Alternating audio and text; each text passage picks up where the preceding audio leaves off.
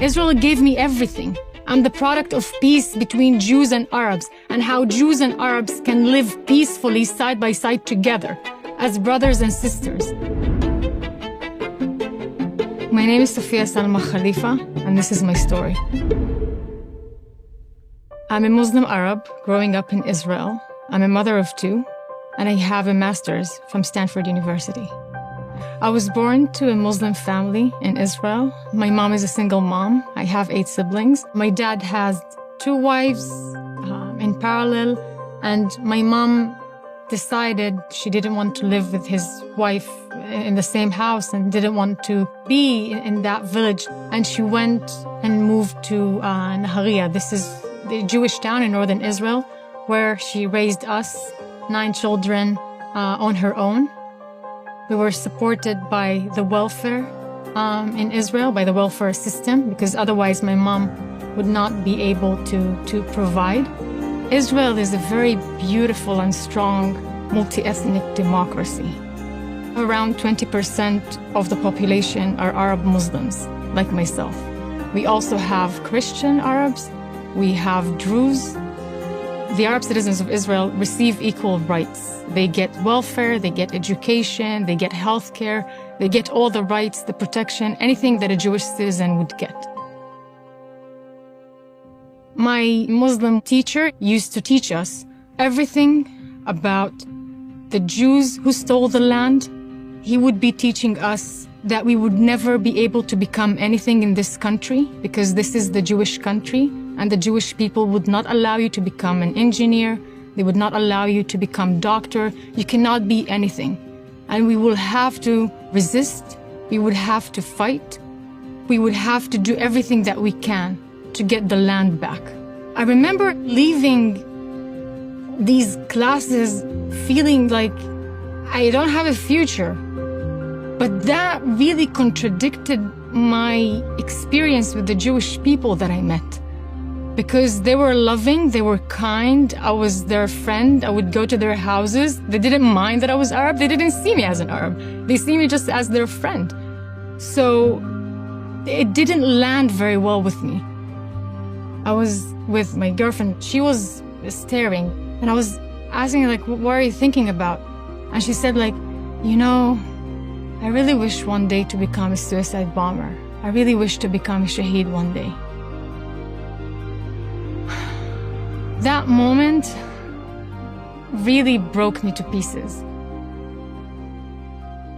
On the school break between 8th grade and 9th grade in the summer, I was discovered by a fashion photographer.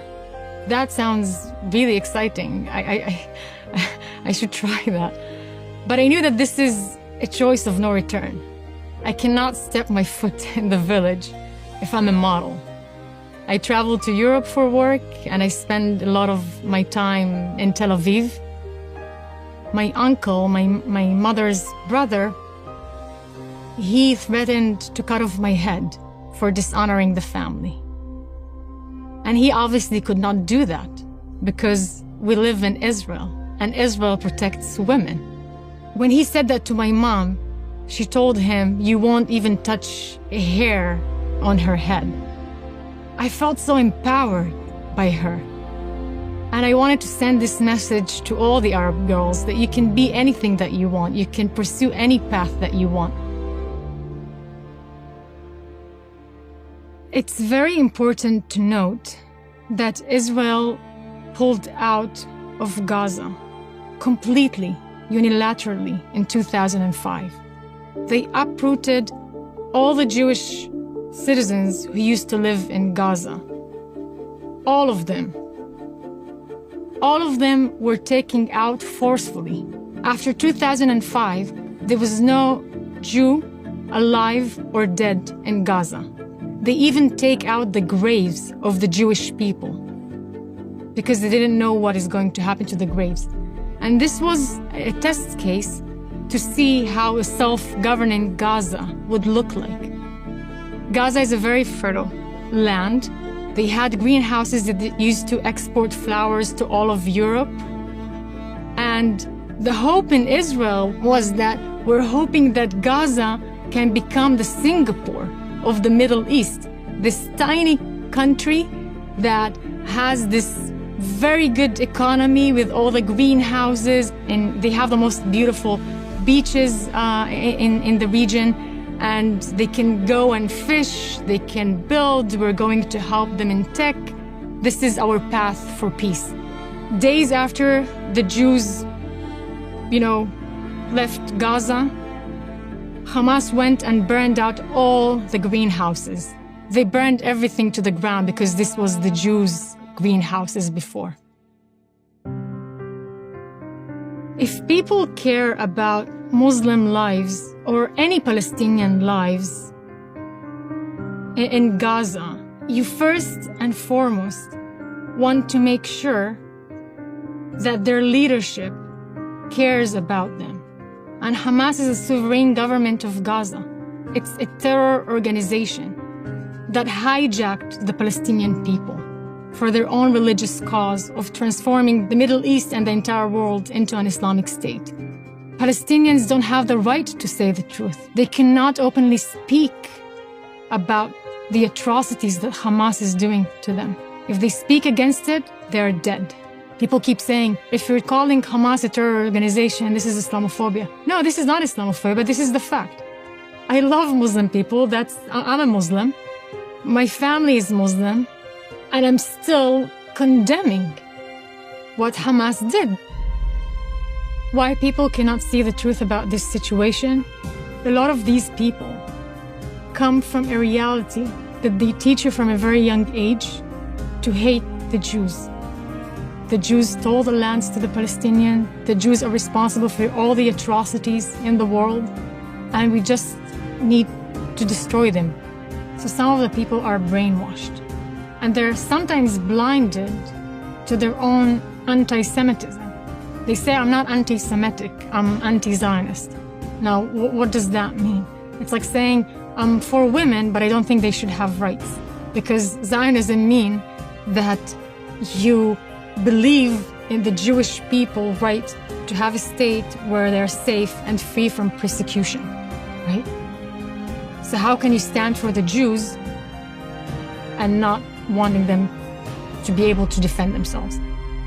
And the other side, I think it's like a herd of sheep who are just like following whatever sound good to them. And they think that Hamas is the weak part, Israel is strong, and thus we need to support the weak. The weak could be a terror organization. And they're not that weak after we saw what they were able to do on October 7th.